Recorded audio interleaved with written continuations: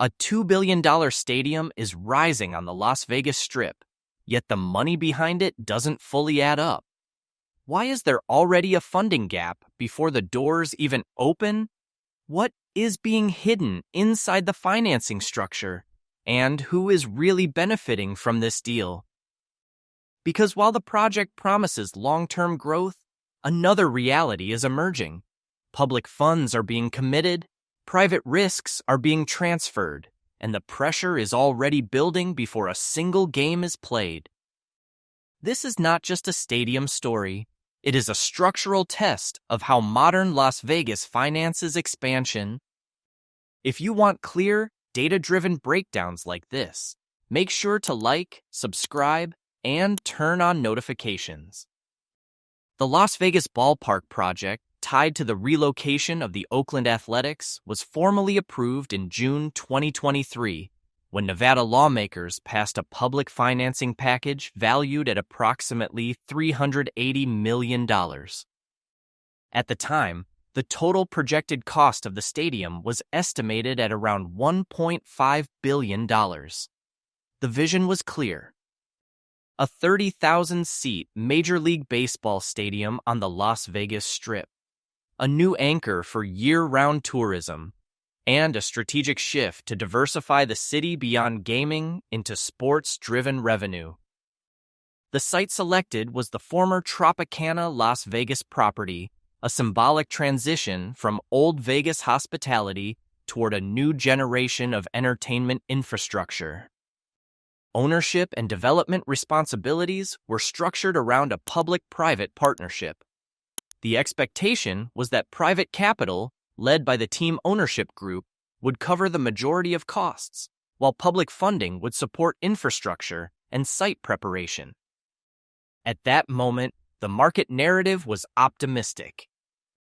Las Vegas had just secured the Raiders in 2020. The city was preparing to host the Super Bowl, and the expansion into professional sports appeared to be accelerating. But between 2023 and early 2026, the cost projection shifted from $1.5 billion to approximately $2 billion. And that change alone alters the entire financial equation. Because the original model was built on a different cost base. And now, the gap between projected funding and actual capital requirements is beginning to widen. The structure behind the Las Vegas Ballpark is not a simple ownership model. It is layered, and that complexity is where the pressure begins. The stadium itself is expected to be developed and primarily financed by the ownership group of the Oakland Athletics, led by owner John Fisher. However, the land and public infrastructure components are supported through a state-backed financing package of approximately $380 million, approved in June 2023. This is not a traditional public build. It is a hybrid structure. Public funds are allocated through transferable tax credits and county bond mechanisms, while private capital is expected to absorb the majority of construction costs. But here is where the mechanism becomes more fragile.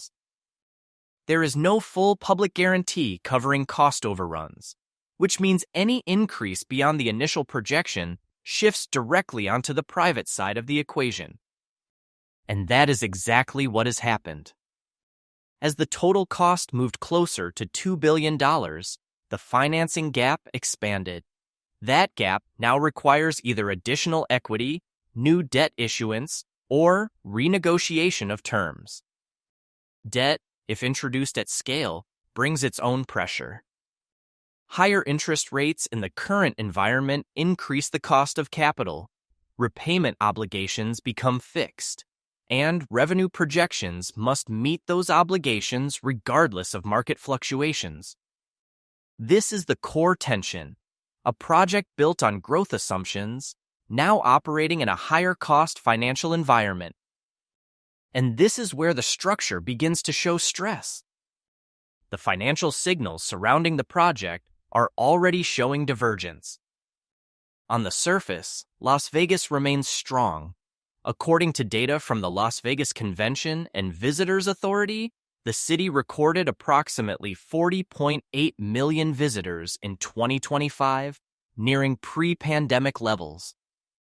But the trend beneath that headline is less stable.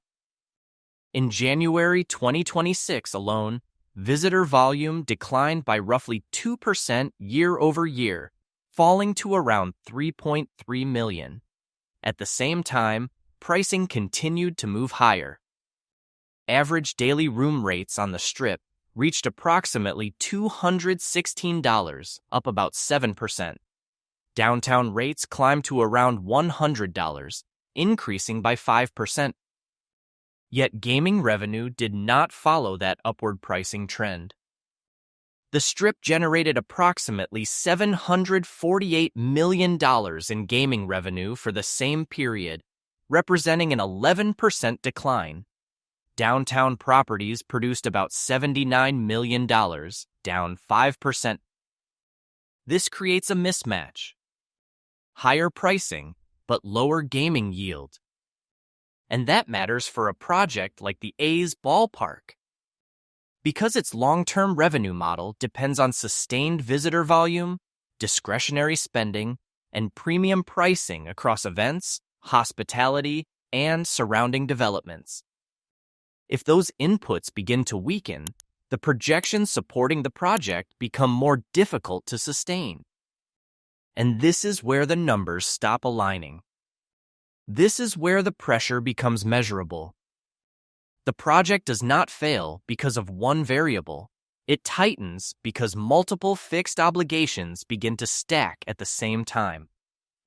First, there is the capital structure itself.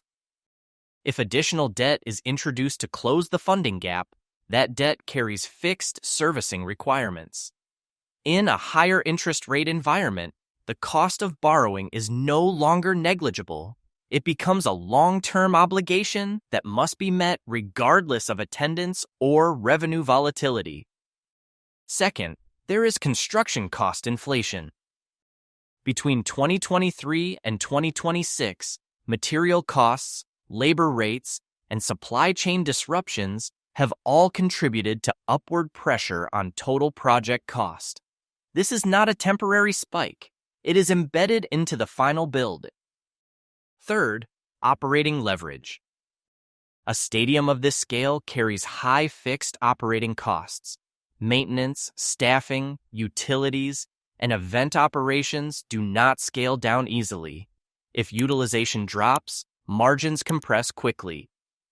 Fourth, capital expenditure does not end at opening. Ongoing upgrades, technology integration, and guest experience enhancements require continuous reinvestment. Depreciation becomes a real factor over time. And finally, there is revenue concentration risk. The model relies heavily on premium seating, sponsorships, and event-driven spending. If demand softens, these high-margin segments are the first to feel pressure. None of these factors individually signal failure. But together, they create a structure where flexibility is limited. And that is where the stress begins, not in theory, but in real time. To understand the pressure on this project, it has to be placed inside the broader Las Vegas system. Because the stadium does not operate in isolation, it depends on the same demand base that supports the Strip. Data from the Las Vegas Convention and Visitors Authority shows that while total visitation remains near 40 million annually, the growth rate has slowed. Early 2026 data indicates a 2% decline in visitor volume. At the same time, Harry Reid International Airport has reported fluctuations in passenger traffic, particularly in domestic leisure travel, which is a core segment for Las Vegas. There is also increasing competition. Regional markets like Reno are now attracting California buyers and visitors at a growing rate. Online gambling continues to expand across multiple states, reducing the need for physical travel to access gaming. And macroeconomic pressure is building. higher interest rates, tighter consumer spending, and a shift toward more selective travel behavior. This creates a more competitive environment for discretionary spending. Las Vegas is no longer competing only with itself. It is competing with digital platforms, regional markets, and changing consumer priorities. And that shifts the baseline assumptions for every new project entering the market, including this one. This is where the contradiction becomes clear. Las Vegas is charging more than ever. Room rates are rising, premium experiences are expanding, and new projects continue to position themselves at the high end of the market. But at the same time, fewer people are coming. Visitor volume is declining, gaming revenue is dropping, and discretionary spending is becoming more selective. So the system responds by increasing extraction from a smaller base. Higher prices, more segmentation, greater reliance on high-value customers.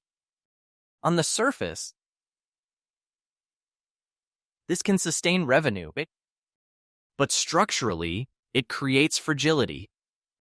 Because the model becomes dependent on fewer participants carrying more weight. And if that segment pulls back, there is no buffer. This is the paradox. Growth is still visible, but stability is becoming narrower. And over time, that imbalance becomes harder to absorb. So the question is no longer whether Las Vegas can continue to build. It can. The capital is still there. The projects are still being approved, and the city continues to position itself as a global entertainment hub. But the deeper question is about structure. Because this stadium is not just a standalone development, it is part of a broader system that is becoming more dependent on higher pricing, concentrated demand, and increasingly complex financing. Public funding has already been committed. Private capital is being stretched to meet rising costs, and the revenue assumptions rely on a market that is showing early signs of softening.